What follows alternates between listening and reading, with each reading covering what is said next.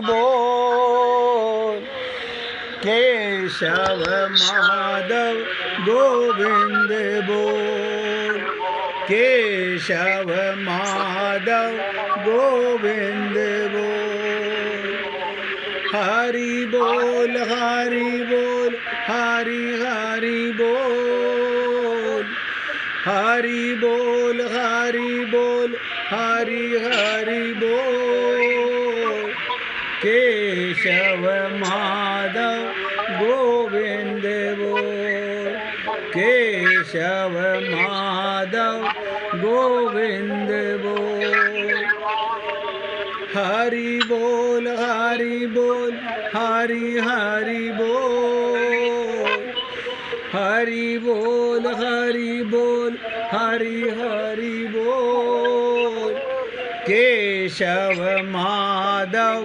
गोविंद बोल केशव माधव गोविंद बोल।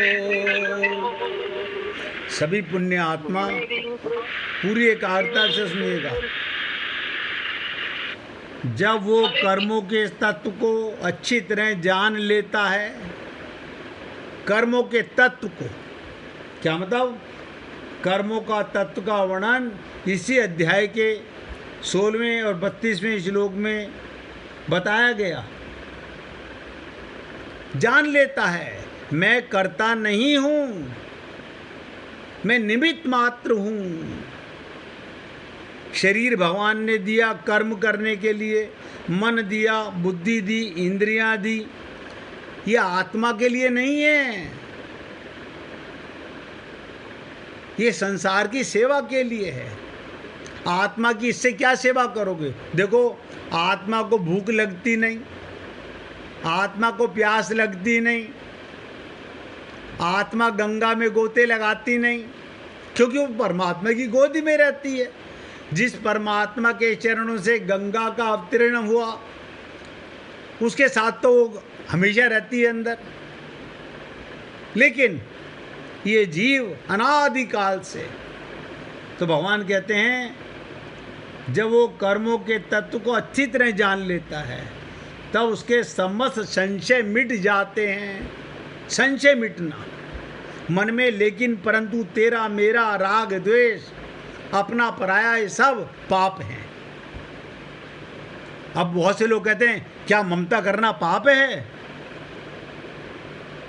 अब देखिएगा, क्या ममता करना पाप है? मैं 1 मिनट चुप होकर के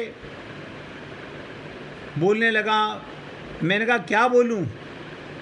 मैंने कहा ममता पाप नहीं है। आप शरीर का संबंध मान के ममता करते हो तो पाप है। परमात्मा का संबंध मान के, आत्मा मान के ममता कीजिए, क्योंकि आपका प्रेम भगवान से हो गया। लेकिन आप और हम लोग शरीर के संबंध के कारण पागल हुए पड़े हैं। इसीलिए आज तक हमारा आत्मज्ञान नहीं हुआ, तत्व ज्ञान नहीं हुआ, और हम अनादिकाल से भटक रहे हैं। तो भगवान कहते हैं सारे संशय मिट जाते हैं। इस बात को स्पष्ट ज्ञान जिसे हो जाता है, कर्मों के उनके फलों का अंत हो जाता है, और स्वरूप का सदा के लिए जो का त्यों रहता है। मैं सदा भगवान की गोदी में था, आज भी भगवान की गोदी में हूँ, आया भी भगवान की गोदी में था, और जाऊंगा भी भगवान की गोदी में। इसलिए कर्म मात्र से, नोट कर लो, कर्म मात्र से संबंध पर संसार के साथ, स्वरूप के साथ बिल्कुल नहीं है।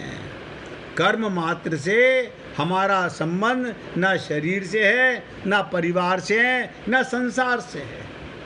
स्वयं माने स्वरूप किसके साथ है? परमात्मा के साथ है। इस दृष्टि से अपने लिए कर्म करने से, कर्मों के साथ संबंध, अपने लिए कर्म करेगा तो जुड़ेगा। और निष्काम भाव से केवल दूसरों के लिए कर्म करने से कर्मों से संबंध विच्छेद हो जाएगा। कर्म करता हूँ, अब आप सोचिएगा, कहते हैं यार उसको जेल हो गई, उसने ऐसे कर्म किए थे। उसको आत्मा को जेल नहीं होती। भक्त प्रहलाद को उसके पिता ने जेल खाने में डाल दिया। इस पापी को कितना मारने का प्रयत्न कर रहा हूँ, मर नहीं रहा, अब इसे उठा के जेल में डाल दो। वो जेल में जाकर के भी श्रीमन नारायण का जाप करने लगा। अब वैकुंठ लोक में वैकुंठाधिपति से लक्ष्मी जी ने कहा कि प्रभु मैं नीचे जा रही हूँ। बोले कहाँ? अपने भक्त के पास। किस लिए?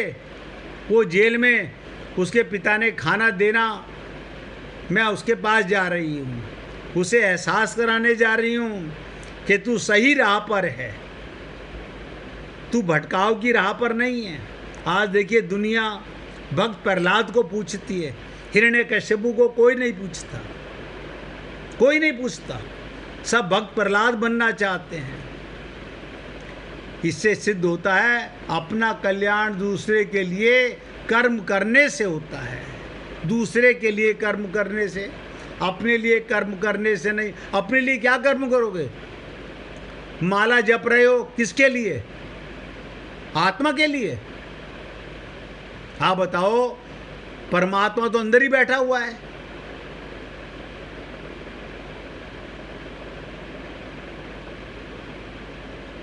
इसीलिए भगवान कहते हैं आत्मबंतम कर्म योगी का उद्देश्य स्वरूप बोध को, अपने स्वरूप को प्राप्त करने का होता है। हमारा लाइफ का एम क्या है? बस मुझे मेरा पता चल जाए। अरे हमारे को अब आज तक कितने बड़े हो गए, अरे बाबा शरीर से बड़े हो गए, आज भी हम भगवान की गोदी में बच्चे ही हैं। स्वरूप बोध को प्राप्त करने का होता है। हमारा एम क्या है? भगवत प्राप्ति करने का नहीं है, भगवत प्राप्ति तो है। सब ध्यान से सुनो, हमें अपना ज्ञान हो जाए तो अपने का पता चल जाए। हम अपने को शरीर मानते हैं तो मंदिर में जाके मूर्ति का दर्शन हो जाता है। बस जैसे आईने में ये चौकटा नजर आता है, ऐसे मंदिर में भगवान की मूर्ति नजर आती है। अगर आत्मज्ञान हो जाए तो मंदिर में भी हंसता हुआ भगवान नजर आएगा, खिलखिलाता हुआ भगवान नजर आएगा, खाली मूर्ति नजर नहीं आएगी। इसलिए कर्म योग का, जो कर्म योगी होता है, भगवान के निमित्त कर्म करता है, उसका उद्देश्य स्वरूप बोध को प्राप्त करने का होता है। बस इसलिए वो सदा स्वरूप के परायण रहता है, तत्व में, आत्मज्ञान में वो किसी दुख से परवाह नहीं करता। जब सिकंदर आए हिंदुस्तान में, एक सारे विश्व फतह करके एक साधु को ले जाने लगे। साधु बोला मैं तो नहीं चलूँगा तुम्हारे साथ। बोले तेरी इतनी हिम्मत, बड़े बड़े राजा मेरे आगे सिंहासन डोल जाता है, सब कुछ देने को तैयार हो जाते हैं, मुकुट उतार के रख देते हैं, और तू मुझे कह रहा है मैं नहीं चलूँगा। अब क्या कहा सिकंदर ने? मैं तेरी बोटी बोटी काट के ले जाऊँगा। तो क्या कहा उस साधु ने कि सिकंदर तू बोटी बोटी काट के भी मुझे नहीं ले आ सकता, क्योंकि मैं शरीर से अलग हूं, मैं शरीर नहीं हूं। ये महात्मा के लक्षण होते हैं। महान आत्मा, उसके संपूर्ण कर्म संसार के लिए होते हैं। आपके हमारे कर्म किसके लिए कर्म करते हो? अपने परिवार के लिए कर्म करते हैं। बुरा मत मानिएगा, हम भी जब तक गुरु की शरणागति नहीं की थी यही पाप कर रहे थे। सारा संसार कर रहा है, कर्म अभी भी वही कर रहे हैं, लेकिन अब में और जब में अंतर क्या हो गया? जब अपनों के लिए करते थे, अब भगवान के निमित्त कर्म करते हैं। बस इतना फर्क है। सेवा तो स्वरूप से ही दूसरों के लिए होती है। खाना पीना सोना बैठना आदि जीवन निर्वाह संपूर्ण क्रियाएं भी दूसरों के लिए होती हैं। आप उठे किसके लिए? सेवा के लिए। बैठे, शरीर थक गया था, आत्मा नहीं थकती, क्योंकि क्रिया मात्र का संबंध संसार के साथ है, आत्मा के साथ कोई संबंध ही नहीं है क्रिया का। आत्मा कोई कर्म नहीं करती। तो कहते हैं ना कर्माणि निखग्नति, अपने लिए कोई भी कर्म ना करने से, अपने लिए आप क्या करोगे? आत्मा के लिए क्या करोगे? कर्म से, कर्म योगी का संपूर्ण कर्मों से संबंध विच्छेद हो जाता है। इसे क्या कहते हैं? मेरे सर से फूटी मटकी, मैं पानी भरन से छूटी।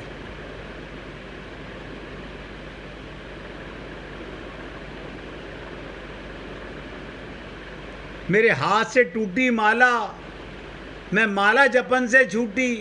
अर्थात सदा के लिए संसार बंधन से सर्वदा मुक्त हो जाता है, सदा के लिए। अब बहुत ध्यान से सुनिएगा, 5-7 मिनट में ये श्लोक भी समाप्त होने जा रहा है। कहाँ तो हम कल बात कर रहे थे कि आज श्लोक समाप्त हो जाएगा, अभी कल नहीं हो पाया, अब हो रहा है। कर्म स्वरूप से यानी आत्मा से बंधन कारक है ही नहीं। आत्मा किसी कर्म में नहीं बनती, आत्मा किसी से ममता नहीं करती, आत्मा का कोई पति नहीं है, आत्मा का कोई बेटा नहीं है। आत्मा तो सदा आनंद के साथ रहती है। बस अज्ञान क्या है? हमें अपना पता नहीं चलता। स्वयं माने मैं का रूप, आत्मा का रूप आनंद स्वरूप है। हम कौन हैं? आनंद स्वरूप हैं, परमात्मा के स्वरूप हैं, चेतन हैं। तो कर्म जड़ हैं, तो कर्म से स्वरूप से बंधन कारक है ही नहीं। आत्मा से कर्म का कोई संबंध नहीं। कर्मों में फल इच्छा, ध्यान दीजिएगा, जो व्यक्ति अपने को कर्ता मानेगा वो फल की इच्छा के लिए कर्म करेगा, ममता के लिए कर्म करेगा, मोह के लिए कर्म करेगा, आसक्ति के लिए कर्म करेगा और कर्तव्य अभिमान ही बांधने वाला है। यानी जो कर्म करने वाला कर्म करने से पहले फल की इच्छा करता है, ममता के लिए कर्म करता है, आसक्ति के लिए कर्म करता है और कर्तव्य अभिमान उसे बांधने वाला है। हमारे मन में मैंने ये कमाया, जो कमाने आए थे असली चीज वो तो हमने कमाई नहीं, परम धन तो कमाया नहीं। ये माया का मल धन कमा के क्या करोगे? आप सोचिएगा, जो धन छोड़ के मरोगे उसे धन कहते हैं। कल भी कहा था कि धनवंता सोई जानिए, जा पे राम नाम धन होए। प्रेम धन होना चाहिए।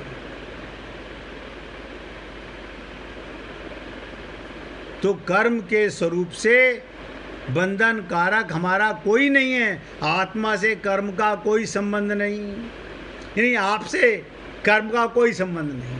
जब आपका परिवार से ही संबंध नहीं है, आपका संसार की किसी वस्तु से ही संबंध नहीं है, आपका संबंध केवल परमात्मा से है।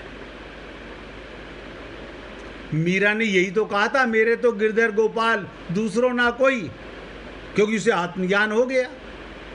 कारण क्या था? कैसे हो गया? उसने अपने गुरु की बात को आत्मसात कर लिया। तुलसीदास जी ने भी लिख के भेज दिया, जाके हृदय न राम बेदेही, तजिए ताही यद्यपि परम स्नेही। कोई कितना ही बड़ा संसार में प्यारा क्यों ना हो, उसको त्याग दो, छोड़ दो, अगर वो भगवान का प्रेमी नहीं है। भगवान शंकर भी यही कह रहे हैं, उमा कहूँ मैं अनुभव अपना, सत हरि भजन जगत सब सपना। लेकिन हम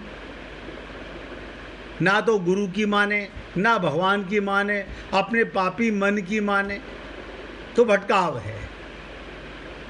ये श्लोक यहाँ पर समाप्त हो रहा है। एक छोटी सी लीला सुन लीजिएगा। अगर आपका स्वरूप का ज्ञान हो गया, आत्मज्ञान हो गया, तो क्या होगा? रूप अगाध नैनन बसे, प्रेम सिंधु की धारा। क्या मतलब? रूप अगाध, वो मेरा प्रीतम, मेरा प्रेमी, मेरा परमात्मा, उसका रूप अगाध आत्मा के नैनों में बसा हुआ है। राधा जी की कृपा से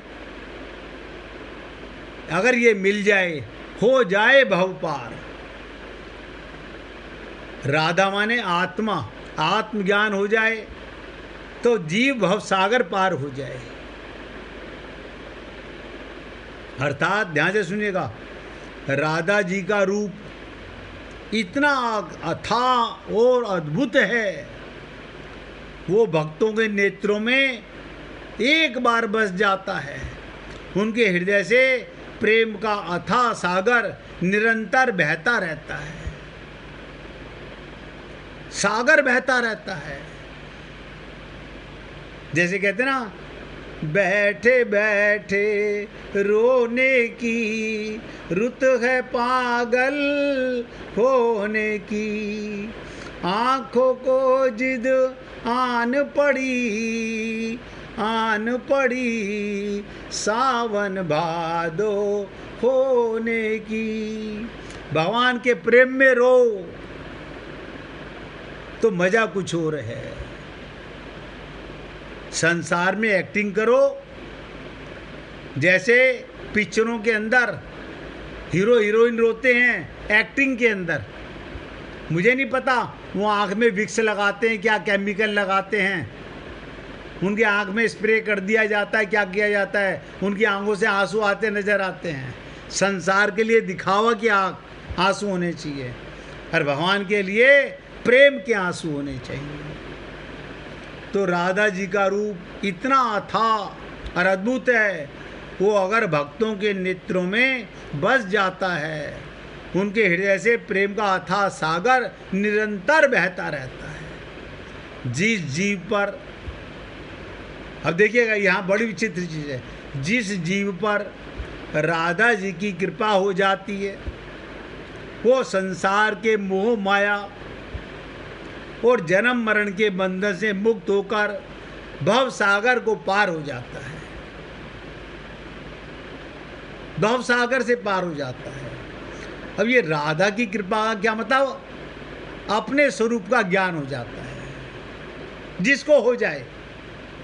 अब भावार्थ सुन लीजिएगा इसका। राधा जी के दिव्य स्वरूप का कोई अंत नहीं है। जाकी रही भावना जैसी, प्रभु मूरत देखी तिन तैसी। अब कोई राधा जी का छोटी सी लाली का स्वरूप, उनके चरणों का ध्यान कर रहा है। कोई 5 वर्ष की बालिका का नृत्य करते हुए ध्यान कर रहा है। कोई राधा का अपनी सखियों के साथ, कहने का तात्पर्य सबका अपना अपना अलग अलग हृदय है। राधा एक, प्रेम का भाव अनंत है। और फिर भगवान कृष्ण का हो या राधा का हो, ये आप अपने पिता का ध्यान करोगे तो क्या करोगे? वही जो शक्ल आपने देखी हुई है। माँ का ध्यान करोगे तो क्या करोगे? वही जो आपने शक्ल देखी हुई है। पत्नी का ध्यान करोगे तो क्या करोगे? जो पत्नी को देखते हो, देखी हुई है। लेकिन भगवान का पल पल में पलटो, पल पल में। इसलिए राधा जी के दिव्य स्वरूप का कोई अंत नहीं है। उनके दर्शन मात्र से मन, ये झूठा मन नहीं, माया का मन नहीं, आत्मा का मन प्रेम और भक्ति से भर जाता है। राधा का मतलब ही प्रेम है। उनकी कृपा प्राप्त होना, उनकी कृपा के पात्र आप हम सब लोग हैं। जीव के लिए सबसे बड़ा सौभाग्य है, हमारे लिए सबसे बड़ा सौभाग्य है, क्योंकि उनकी कृपा से भगवान श्री कृष्ण के प्रति निष्काम प्रेम, निष्काम, संसार में सकाम प्रेम है। निष्काम प्रेम और भक्ति प्राप्त होती है और मनुष्य भव सागर से पार होकर परम शांति और प्रभु प्रेम को प्राप्त हो जाता है। आप हम सब लोग इस परम प्रेम के अधिकारी हैं,